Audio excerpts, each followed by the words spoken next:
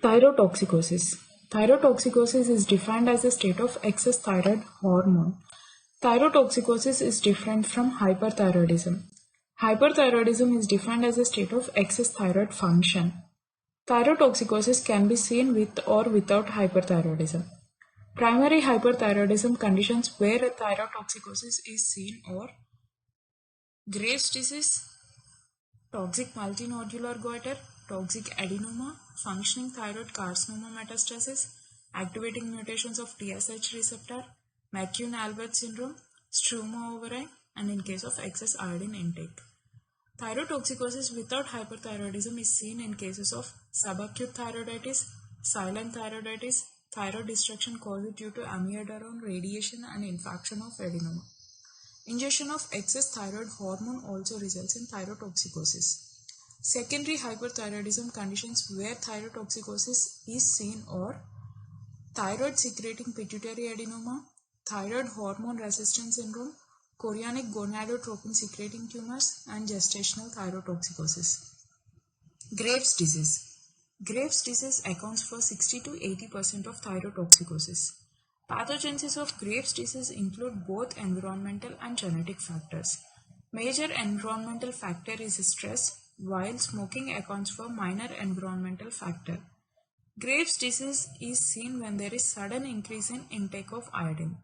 There is threefold increase in incidence of Graves' disease in postpartum period. This Graves' disease may also be seen during immune reconstruction phase after heart or alemtuzumab treatment. Coming to genetic association, there is polymorphism of HLA-DR gene and involvement of immunoregulatory genes such as CTLA4, CD25, PTPN22, FCRL3, and CD226. Gene encoding for TSH receptor is also involved in causing Graves' disease. Hyperthyroidism in Graves' disease is due to thyroid stimulating immunoglobulin, TPO antibodies, and thyroglobulin antibodies. TSI is secreted not only by thyroid gland but also by bone marrow and lymph node. This is the flowchart showing pathogenesis of ophthalmopathy seen in Graves' disease. This is because presence of TSH receptor autoantigen commonly in orbit and in thyroid tissue. When there is increase in thyroid hormone levels, there is infiltration of extraocular muscles with T cells. This causes release of cytokines like interferon gamma, TNF alpha, and interleukin 1.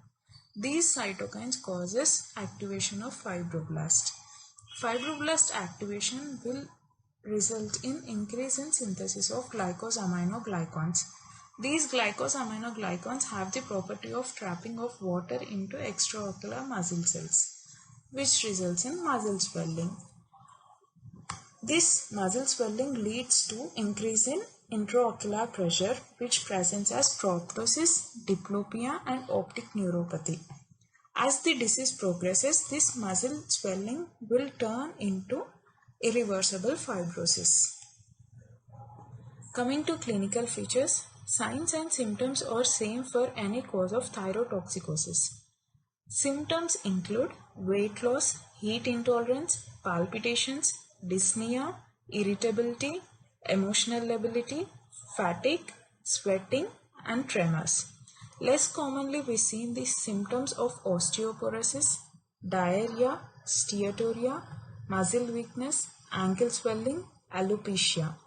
In females, we see amenorrhea or oligomenorrhea, infertility or spontaneous abortions. In males, we see loss of libido. Signs of thyrotoxicosis are weight loss, tremors, which is fine tremor, palmar erythema, sinus tachycardia, lid retraction or lid lag.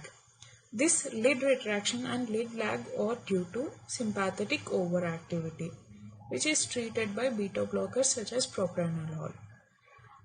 And less commonly we see goiter, systolic hypertension, atrial fibrillations, heart failure, increased pulse pressure, hyperreflexia, and proximal myopathy. Apart from signs and symptoms of thyrotoxicosis, Graves' disease also includes signs of ophthalmopathy and signs of dermopathy. Signs of ophthalmopathy include proptosis, diplopia, and optic neuropathy. There is a scoring system for Graves' ophthalmopathy which is known as no specs scoring system. If there is no signs and symptoms, then the score is 0. If there is only sign, then the score is 1. If there is both signs and symptoms, then the score is 2. If there is proptosis, which is greater than 20 mm on exophthalmometer, then the score is 3. If there is involvement of extraocular muscles, which presents as diplopia, then the score is 4. If there is corneal involvement, then the score is 5. If there is total sight loss, then the score is 6. Thyroid dermopathy. Thyroid dermopathy will present as pretibial myxedema. These are the images showing proptosis, pretibial myxedema, and clubbing, which is seen in thyroid acropathy. Coming to diagnosis, diagnosis is done by thyroid function test and bioassay of autoantibodies. Thyroid function test shows decreased TSH and increased total and unbound T3 and T4.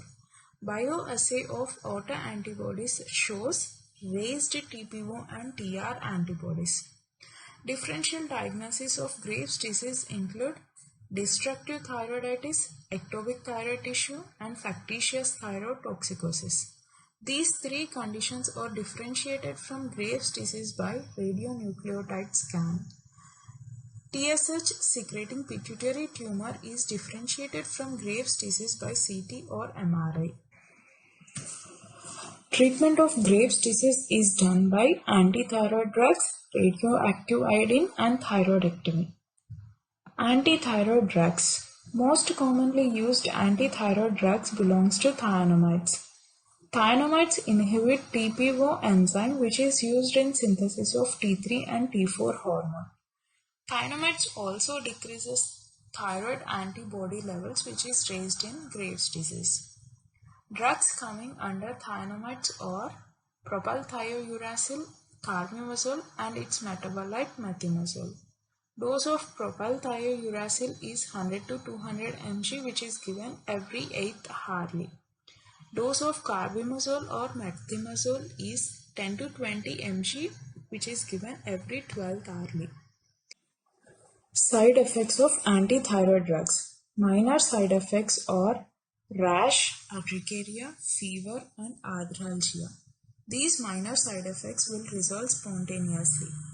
Major side effects are hepatitis, cholestasis, and agranulocytosis. If agranulocytosis is seen, then the drug must be stopped. Hepatitis is seen with propylthiouracil, so it is avoided in children and in pregnancy during first trimester. Cholestasis is seen with carbimazole or methimazole. Radioactive iodine. Radioactive iodine causes progressive destruction of thyroid tissue. Pregnancy and breastfeeding are absolute contraindications of radioactive iodine. Subtotal or total thyroidectomy. This is preferred treatment modality for remission cases and in cases where radioactive iodine is contraindicated. Thank you.